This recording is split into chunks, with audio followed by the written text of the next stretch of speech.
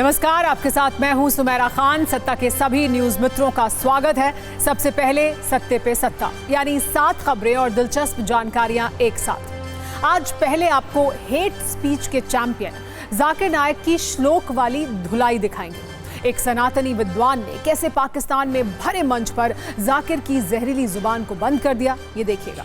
आज हमने पाकिस्तान में सनातन का झंडा बुलंद करने वाले प्रोफेसर से एक्सक्लूसिव बात भी की है। फिर आपको महाकुंभ में मुसलमानों की एंट्री पर शुरू हुए धर्म क्लेश की बात करेंगे, जिस पर साधु संतों ने नया मोर्चा खोल दिया है। उनकी मांग है कि बिना आधार कार्ड देखे किसी भी शख्स को महाकुंभ में एंट्री ना मिले। इस मांग से देश के मौलाना कैसे गुस्से में हैं, ये भी देखेंगे। धर्म युद्ध के बाद उस राजनीतिक युद्ध की बात करेंगे जो आज महाराष्ट्र में शुरू हुआ।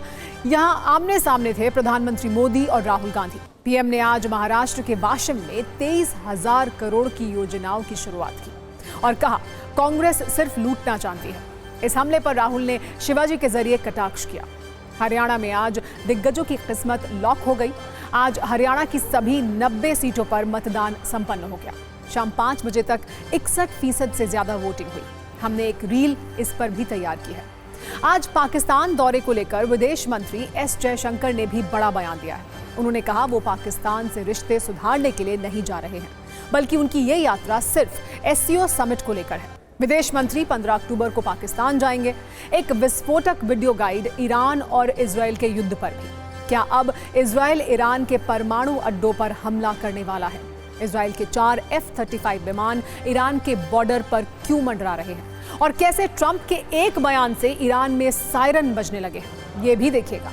और एक जरूरी खबर यह कि भारत में वेज थाली की कीमत सितंबर में 11% बढ़कर 31 रुपए से ज्यादा हो गई है। पिछले साल सितंबर 2023 में इसकी कीमत 28 रुपए थी। क्रिसिल ने जारी किए अपने फूड प्लेट कॉस्ट के मंथली इंडिकेटर में ये जानकारी दी है। वहीं नॉनवेज थाली सालाना आधार पर 2% सस्ती हुई है। और सबसे पहले आपको मेट्राइज जो हरियाणा को लेकर एग्जिट पोल दिखा रहा है वो बताते हैं। हरियाणा की 90 सीटों पर मेट्राइज का जो एग्जिट पोल है वो क्या कह रहा है, वो जानना जरूरी है।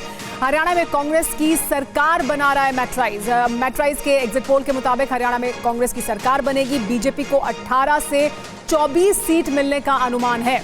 कांग्रेस को 55 से 62 सीटें मिल सकती हैं, इसका अनुमान लगाया जा रहा है। हरियाणा में आईएनएलडी को 3 से 6 सीट मिलने का अनुमान लगाया गया है मेट्राइज द्वारा।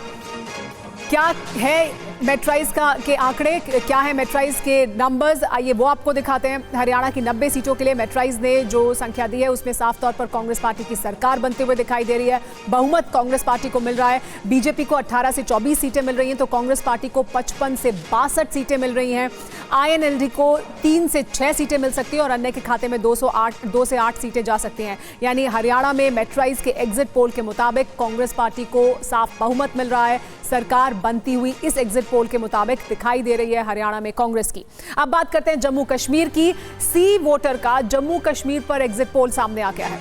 जम्मू रीजन में बीजेपी को 27 से 31 सीट मिलने का अनुमान लगाया जा रहा है। जम्मू रीजन में नेशनल कॉन्फ्रेंस गठबंधन को, यानी नेशनल कॉन्फ्रेंस और कांग्रेस को 11 से 15 सीटें मिलने का अनुमान है। जम्मू रीजन में पीडीपी को 0 से 2 सीटें मिलने का अनुमान है। तो ये तस्वीर जम्मू रीजन की सी वोटर के मुताबिक। तो सी वोटर क्या बता रहा है जम्मू कश्मीर को लेकर? जम्मू रीजन के जो नंबर्स हैं वो सामने आ गए हैं। जम्मू रीजन में बीजेपी को 27 से 31 सीट मिल सकती हैं, इसका अनुमान लगाया जा रहा है। जम्मू रीजन में नेशनल कॉन्फ्रेंस और कांग्रेस पार्टी के गठबंधन को 11 से 15 सीटें मिलने का अनुमान है। और जम्मू रीजन में पीडीपी को 0 से लेकर 2 सीट तक मिल सकती हैं। यानी इस इलाके में जहां बीजेपी उम्मीद कर रही थी कि उसे बहुत ज्यादा सीटें मिल रही हैं, इस एग्जिट पोल के मुताबिक वहां बीजेपी को 27 से 31 सीटें ही मिल रही हैं। मनोज चौहान पाकिस्तान में सनातन धर्म ग्लोबल मूवमेंट चलाते हैं। वो सनातन धर्म ग्लोबल मूवमेंट संस्था के अध्यक्ष हैं और इस संस्था के साथ पाकिस्तान में करीब 5,000 सदस्यों के जुड़ने का दावा है। मनोज चौहान पाकिस्तान जैसे देश में सनातन धर्म को लेकर लोगों को जागरूक करते हैं। आज हमने मनोज चौहान के साथ एक्सक्लूसिव बातचीत की। उनसे जाकिर पर कई सवाल पूछे। हम आपको इस बातचीत का एक अंश दिखाते हैं। डॉक्टर जाकिर नायक से मैंने जो सवाल किया था उनका उन्होंने जवाब नहीं दिया। मैंने कहा था कि सनातन धर्म का जो एक एरा है वो 1 अरब 96 करोड़ 4,32,000 साल का है। और जब मेरा धर्म का ये भी जो एज बताई गई है ये बताई गई है वेदों की। जी। सनातन धर्म कब से है, आदि अनाथ, वो तो पता ही नहीं। 20,000 लोग वहां पर थे और मैंने कहा जितने भी मजाहिब जो आए हैं वो अभी आए हैं। और मजहब के नाम पर जब लोगों पर आतंक फैलाया जाएगा, लोगों को मारा जाएगा और लोगों को जबरी तौर पर अपने तरफ रागिब किया जाएगा, तो जाहिर सी बात है इसका हल आप कैसे निकालेंगे। मैंने तो उन पर इल्जाम नहीं लगाया, लेकिन मैंने उनको ये कहा कि आपकी क्या स्ट्रेटेजी होगी, आप क्या प्लान करेंगे, किस तरीके से ये मामले को आप हल करेंगे। लेकिन उन्होंने कोई जवाब नहीं दिया। जाकिर नाइक को जाना जाता है इस बात के लिए, या वो कहते हैं ये बात बार बार कि वो उनके पास हर बात का जवाब होता है, उनके पास तर्क होते हैं, उनके पास लॉजिक होता है, लेकिन इसका उनके पास ना कोई जवाब था ना कोई लॉजिक था। मैं एक बात आपसे अर्ज करूं कि ये इसका सवाल का जो जवाब है, ये प्रश्न का जो उत्तर है, इतना आसान नहीं है। जाकिर साहब नहीं, किसी के लिए भी इतना आसान नहीं है। और जाकिर साहब इसलिए कि उन्होंने कहा था कि 50 लाख लोगों को मैंने हिंदुओं से मुसलमान किया। बहुत अच्छी बात आपने किया, इस्लाम की तरफ रागिब किया, बहुत अच्छी बात। लेकिन मैंने ये भी कहा कि आपने कितने लोगों को इंसान बनाया इसमें से, क्योंकि मेरा तो मानव धर्म है। क्या लगता है आपको, क्योंकि आपने ये बात रखी कि आप जबरदस्ती धर्म परिवर्तन कराएंगे, जान के किया कि वो मुझे जवाब दे पाएंगे जी, कि ये दुनिया में जो एक्सट्रीमिज्म जो फैलाया जा रहा है इसको अब हल कैसे करेंगे। लेकिन उन्होंने इसका कोई भी जवाब नहीं दिया। नहीं, उन्होंने कहा कि सबको मुसलमान हो जाना चाहिए। उन्होंने तो एक विकल्प दे दिया, उन्होंने कहा कि सारी दुनिया मुसलमान हो जाएगी तो फिर झगड़ा ही खत्म हो जाएगा। यही विकल्प है क्या? आपने इस पर उनसे कोई जवाब पूछा? इस पर आपने कोई सवाल और पूछा उनसे? नहीं, प्रॉब्लम यहाँ पर यह हुई कि मुझे गुंजाइश दी गई थी एक क्वेश्चन करने की जी, और मेरा जो क्वेश्चन था, इसके बाद मुझे मैनेजमेंट ने कहा कि सर आप अपनी नशिश पर तशरीफ रख सकते हैं। अगर मेरे पास माइक होता तो मैं उनसे बात भी करता, लेकिन इत्तेफाक ऐसा है कि मेरे सवाल के जवाब पे उन्होंने हिस्ट्री बयान की और 1 घंटे के लेक्चर दिया, उन्होंने जवाब नहीं दिया। क्या आपको लगता है कि आपका सवाल ऐसा था जिसके बाद उनके पास जवाब नहीं था और इसी वजह से उन्होंने लंबी बात तो की लेकिन आपके सवाल का जवाब नहीं दिया और कोई सवाल भी नहीं लिया गया? मैं अभी भी उनको इस प्रोग्राम के माध्यम से ये चैलेंज करता हूं कि आप आए, पूरी दुनिया के लोगों का मुकाबला करेंगे, लेकिन सनातन धर्म के जो लोग हैं वो अलग किस्म के हैं, आप उनसे बात नहीं कर सकते। मनोज जी, एक सवाल ये भी कि जब आपने ये सब कुछ हुआ, आपने सवाल पूछा, अब वो सोशल मीडिया पर ट्रेंड कर रहा है, हर कोई उसे देख रहा है, पाकिस्तान में भी जाहिर सी बात है लोगों ने इसे देखा होगा और सुना होगा, क्योंकि जाकिर नाइक की जिस तरह से वहां पर पलक पावड़े बिछाकर मैडम, मैं आपसे 1 मिनट लूंगा। पाकिस्तान में भी लोगों ने कहा कि मनोज चौहान साहब ने इंतहाई मुश्किल तरीन सवाल रख दिया जिसका जवाब इन्होंने जाकिर साहब ने नहीं दिया। ये ट्रेंड चला यहाँ पाकिस्तान में। पिछले कुछ दिनों से पूरी दुनिया में एक शब्द सबसे ज्यादा ट्रेंड कर रहा है, वो है युद्ध। जब से इजराइल और ईरान के रिश्तों में युद्ध वाला एंगल आया, तब से हर तरफ अलग अलग फ्रंट पर इसी की चर्चा हो रही है।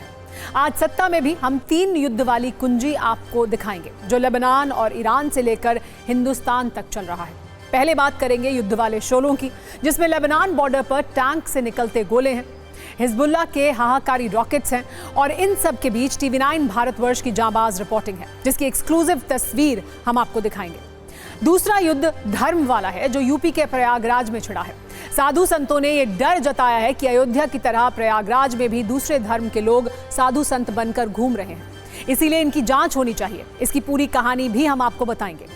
और तीसरा युद्ध राजनीति वाला है, जिसमें बम, मिसाइल और टैंक तो नहीं है, लेकिन जबरदस्त जुबानी फायरिंग है। आज इसकी लोकेशन महाराष्ट्र में थी, जहां एक तरफ PM मोदी हैं और दूसरी तरफ राहुल गांधी। दोनों नेताओं के मिशन महाराष्ट्र की जानकारी हम आपको देंगे और चुनावी माहौल में चलने वाले शब्द बाण को शब्दशः सुनवाएंगे भी। पहले बारूदी युद्ध की बात करते हैं, जिसका असर विश्वव्यापी हो रहा है।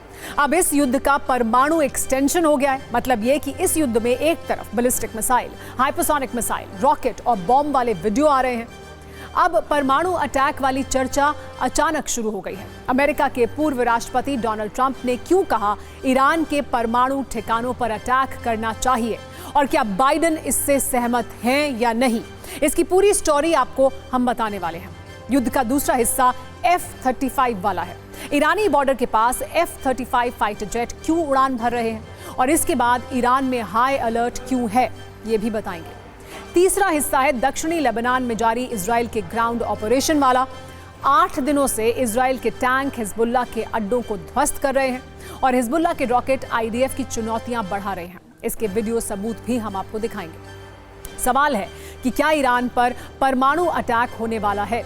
इस सवाल की वजह है अमेरिका के पूर्व राष्ट्रपति डोनाल्ड ट्रंप का बयान। जिसमें उन्होंने कहा है कि ईरान के परमाणु ठिकानों पर हमला करना चाहिए। यहां पर यह भी जानना जरूरी है कि अमेरिका के राष्ट्रपति जो बाइडेन ने इजराइल को एटमी ठिकानों पर हमले से बचने की नसीहत दी थी।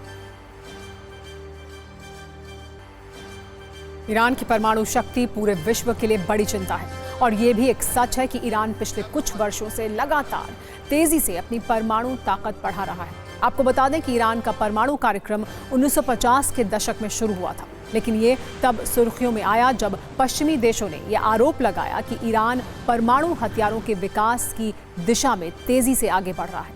इजराइल के प्रधानमंत्री बेंयामिन नेतन्याहू कई बार चेतावनी भी दे चुके हैं कि ईरान ने चोरी चोरी परमाणु हथियार विकसित किए हैं। यही वजह है कि अमेरिका और इजराइल दोनों ईरान के परमाणु तेवर से घबराए हुए हैं। तो सवाल है कि क्या ऐसे बयान इसी वजह से दिए जा रहे हैं? इजराइल के लिए ईरान पर परमाणु अटैक आसान क्यों नहीं है, आपको बताते हैं। पहली वजह, ईरान के परमाणु ठिकाने अंडरग्राउंड हैं और पहाड़ी क्षेत्रों में छिपे हुए हैं। बंकर बस्टर बॉम्ब से भी इन्हें नष्ट करना मुश्किल है। ईरान के परमाणु अड्डे इजराइल के एयरबेस से लगभग 2000 किलोमीटर दूर हैं। मतलब ये कि इजरायली लड़ाकू विमानों को हमले के लिए रिफ्यूलिंग करनी पड़ेगी। सिर्फ इतना ही नहीं, इजरायली एयरक्राफ्ट को ईरान की न्यूक्लियर अड्डे तक पहुंचने के लिए सऊदी अरब, सीरिया जैसे मुल्कों के हवाई क्षेत्र से गुजरना होगा। इसके अलावा ईरान ने अपने परमाणु कार्यक्रम को इतनी जगहों पर फैला दिया है कि उसे पूरी तरह से नष्ट करना असंभव हो गया है। इसके अलावा ईरान ने मिसाइल और ड्रोन ठिकानों को जमीन के नीचे और पहाड़ों के बीच छिपा कर रखा है।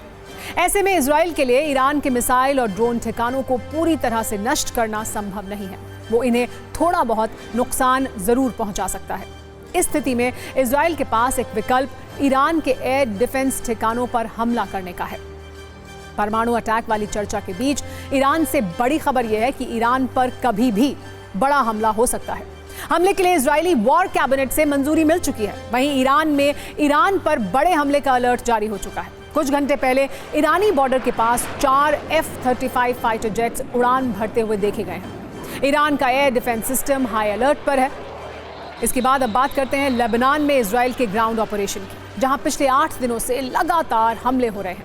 TV9 भारतवर्ष के संवाददाता सुमित चौधरी और कैमरा पर्सन निशांत इस वक्त भी उन इलाकों में मौजूद हैं जहां इजराइल हमले कर रहा है। इजराइल के एयर स्ट्राइक में कई बिल्डिंग तबाह हो गई हैं। हिजबुल्लाह के कई अड्डों पर हमले किए गए हैं। हालांकि हिजबुल्लाह भी इजराइल पर इसी तरह से और उसी भाषा में जवाब दे रहा है। इजराइल पर हिजबुल्लाह ने एक साथ 70 से ज्यादा रॉकेट दागे हैं। इजराइल पर हिजबुल्लाह ने 24 घंटे में 240 से ज्यादा रॉकेट दागने का दावा किया है। उत्तरी इजराइल के कई इलाकों में रॉकेट जाकर गिरे हैं।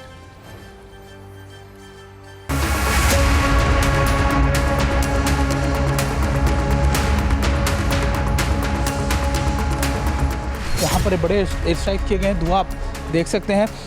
यहाँ पर अगर आप देखें एक्सप्लोजिव, मैं आपको बताना चाहूँगा, जो एक्सप्लोजिव की गंध होती है वो आप सूंघ सकते हैं। और अगर ये जो अटैक हैं ये अभी इनिशिएट किए गए हैं।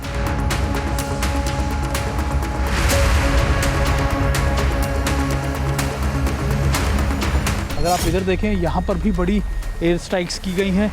और ख़ास बात ये कि इस इलाके में सिर्फ और सिर्फ आपको अब धुआं नज़र आएगा। पूरे कंपाउंड को खाली कर दिया गया। ये साउथ लेबनान का वो इलाका है जो इस समय अटैक्स की जद में है। और अगर आप देखें कि यहाँ पर बड़े अटैक्स को अंजाम दिया गया है।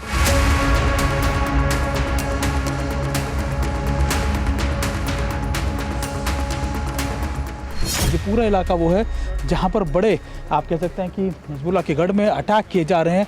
और ये पूरे इलाकों के अंदर अगर आप देखें आपको धुएं का गुबार नज़र आ जाएगा। उधर देखिए आप, उधर बिल्डिंगों पर अटैक किया गया, फिर इधर अटैक किया गया और ऐसे अटैक और किए जा रहे हैं। पूरी तरह का आपको बर्बादी नज़र आएगी। पूरी की पूरी इमारत को आप देखिए अभी एयर स्ट्राइक करके गिरा दिया गया है, बर्बाद कर दिया गया। पूरी इमारत ढह चुकी है, बर्बादी यहाँ पर है। और इस तरीके की ये तबाही के मंजर आपको हर जगह नज़र आ जाएंगे।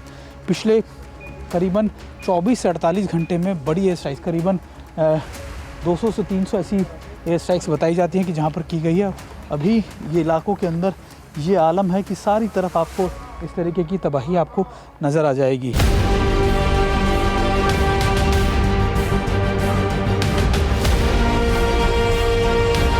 मासना चेक पॉइंट सबसे महत्वपूर्ण है। पिछले 10 दिनों में करीबन 5 से 6 लाख जो लोग हैं इसी बॉर्डर से सीरिया की तरफ जा चुके हैं 10 दिनों के अंदर। और आपको बता दूं ये पूरे ईस्ट के अंदर एकमात्र ऐसा चेक पोस्ट है जहां से सबसे ज़्यादा लोग, सबसे ज़्यादा साजो सामान जाता है।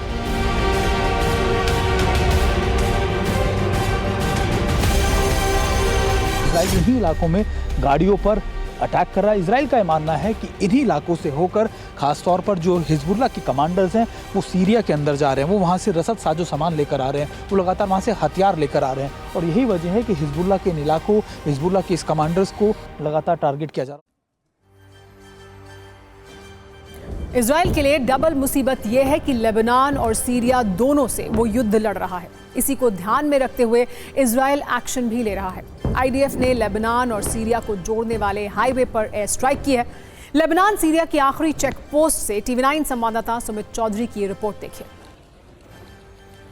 वो इलाका, ये वो जगह जिस हाईवेज को टारगेट किया गया था ख़ास तौर पर इजराइल की तरफ से, और ये देखिए पूरा बर्बाद कर दिया गया है रूट, यानी सीरिया से जोड़ने वाला जो रूट है, निशांत इधर दिखाइए, निशांत जो रूट जोड़ने वाला है ख़ास तौर पर इजराइल से, माफ़ कीजिएगा, कि लेबनान से सीरिया को, उस रूट पे किस तरीके के अटैक किए गए हैं। ये देखिए अब यहाँ से कोई गाड़ी नहीं जा सकती और इजराइल ने ये इसीलिए किया क्योंकि उनको लगता था कि यहाँ से हिजबुल्लाह जो है बड़े मूवमेंट कर रहा है। ये देखिए ये एयर स्ट्राइक्स की गई थी। गड्ढा आप देखिए कि कितनी ज़्यादा तबाही यहाँ पर हुई है और इसमें पूरा का पूरा दोनों तरफ देखिए पूरे इस हाईवे को कैसे बर्बाद कर दिया। निशांत आराम से आइएगा। और अभी भी यहाँ पर कहा जा रहा है कि इजराइल की जो एयर स्ट्राइक्स हैं वो अभी यहाँ पर हो रही हैं और ये देखिए ये कितने गड्ढे आपको देखेंगे। लोग यहाँ से पैदल जाने को मजबूर हैं, गाड़ियों की मूवमेंट ख़त्म हो चुकी है और ये वो एक ग्राउंड रिपोर्ट है जो टीवी9 आप तक पहुँचा रहा है और आपको ये बता रहा है कि आखिरकार इस समय के क्या ताज़ा हालात है, क्योंकि हम इस समय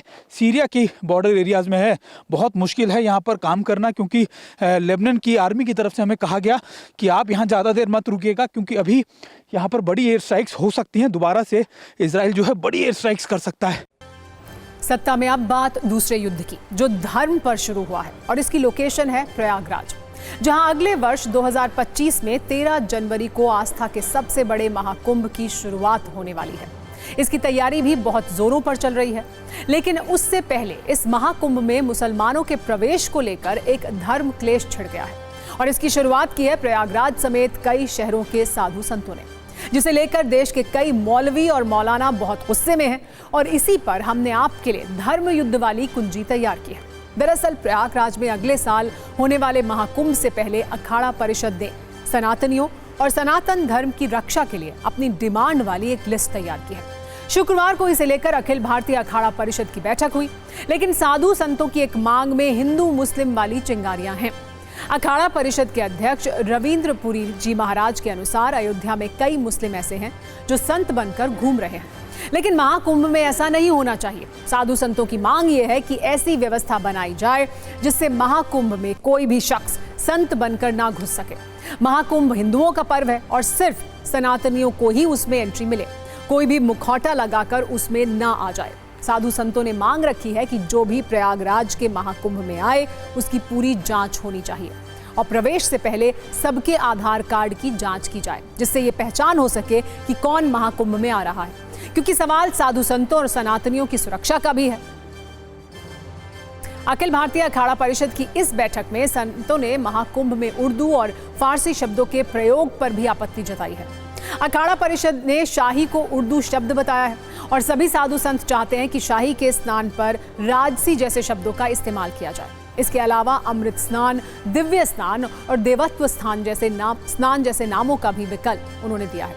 इसके अलावा पेशवाई शब्द पर भी साधु संतों का विरोध है। उनका तर्क है कि पेशवाई एक फारसी शब्द है और उसकी जगह छावनी प्रवेश शब्द के प्रयोग करने पर जोर दिया जाए।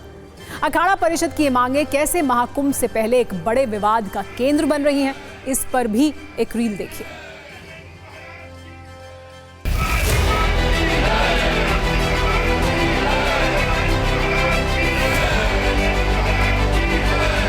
सुरक्षा को लेकर एक बहुत बड़ी चिंता है कि प्रयागराज मेले में सुरक्षा के लिए प्रत्येक आदमी जो प्रयागराज मेला में प्रवेश करे उनकी आधार कार्ड के साथ साथ आधार कार्ड नकली है कि असली है, आधार कार्ड के नंबरों से मिलाए जाए। आधार कार्ड सही है उस व्यक्ति को अंदर आए जा। हमारे रूप में कोई मांस लगा के हरिगिर के चेहरे का अंदर आना चाहता है, उसको तत्काल देखा जा ये चेहरा इसका असली है कि नकली है।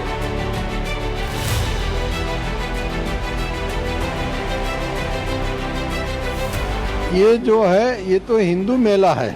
हिंदू धर्म के लोग जो है एकत्र होते आ रहे हैं आदिकाल से। हम लोग मानवतावादी जरूर है, मगर इसके अंदर सुरक्षा का प्रश्न है। इसलिए हर व्यक्ति की जांच होनी चाहिए और जांच होने के बाद इनकी दी जाए। साधु संतों को भी सहकार देना हो।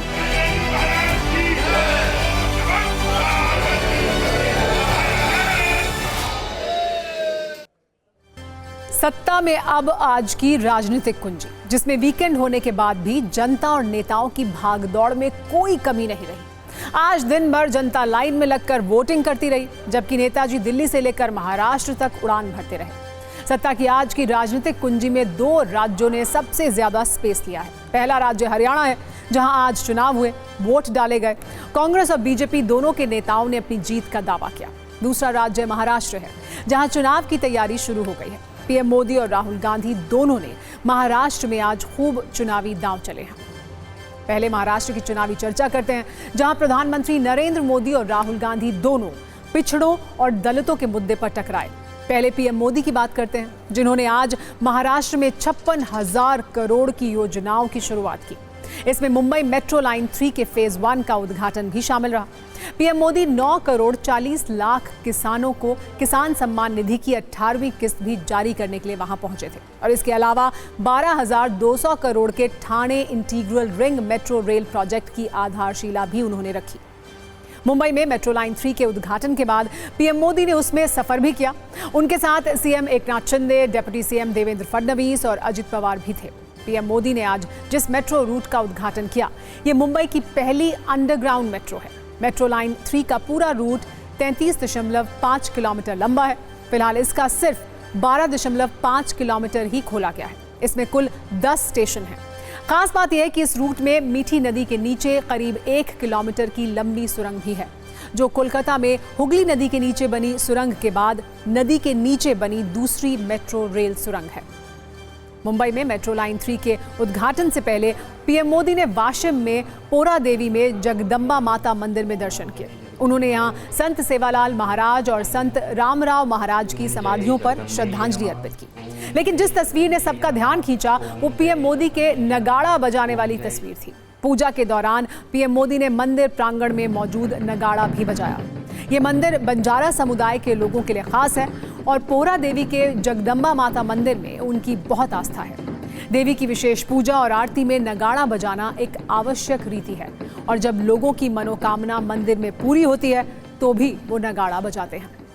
इसके बाद प्रधानमंत्री मोदी ने 5 मंजिला बंजारा विरासत संग्रहालय का उद्घाटन किया, जो बंजारा समुदाय की समृद्ध धरोहर के बारे में है।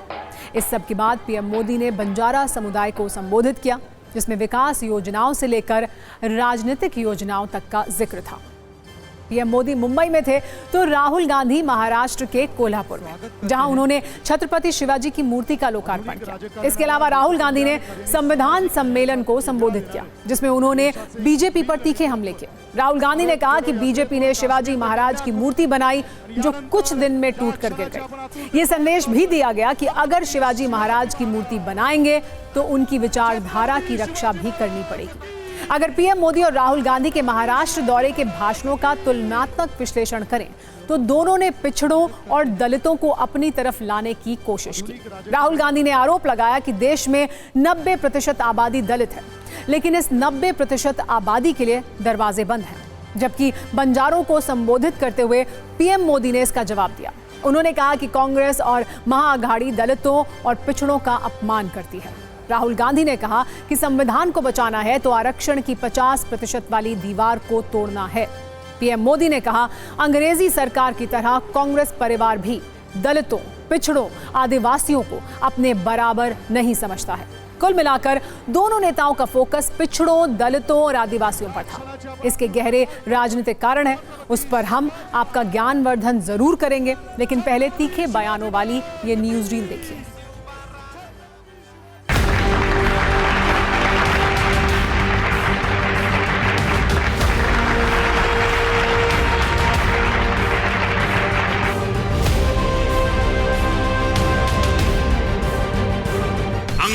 हुकूमत की तरह ही ये कांग्रेसी परिवार भी दलित, पिछड़ा, आदिवासियों को अपने बराबर नहीं मानते। इन्हें लगता है भारत पर एक परिवार की ही हुकूमत रहनी चाहिए, क्योंकि अंग्रेज उन्हें ये हक देकर गए थे। इसलिए उन लोगों ने बंजारा समाज के प्रति हमेशा अपमानजनक रवैया बनाए रखा। 90% के लिए सारे के सारे दरवाजे एक के बाद एक बंद हो रहे हैं। अग्निवीर क्या है? लोग कहते हैं अग्निवीर जवानों के लिए स्कीम है। अग्निवीर हिंदुस्तान के 90% लोगों के हाथ से पेंशन छीनने का स्कीम है।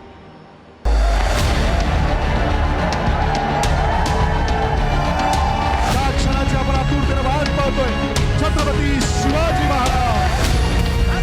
कांग्रेस और महाआघाड़ी का आपके प्रति क्या रवैया रहा है? जब फडणवीस जी मुख्यमंत्री थे तब पहरा देवी तीर्थ क्षेत्र के विकास की योजना बनी थी, लेकिन बीच में महाआघाड़ी की सरकार आई और उन्होंने इस काम पर ब्रेक लगा दिया। दो चीजें तो बिल्कुल साफ है और मैंने पार्लियामेंट में कह दी है, और वो शुरुआत है। पहला कदम ये जो बैरियर है 50% का, इसको कांग्रेस पार्टी और इंडिया गठबंधन लोकसभा राज्यसभा में बदलेगा। और हम मतलब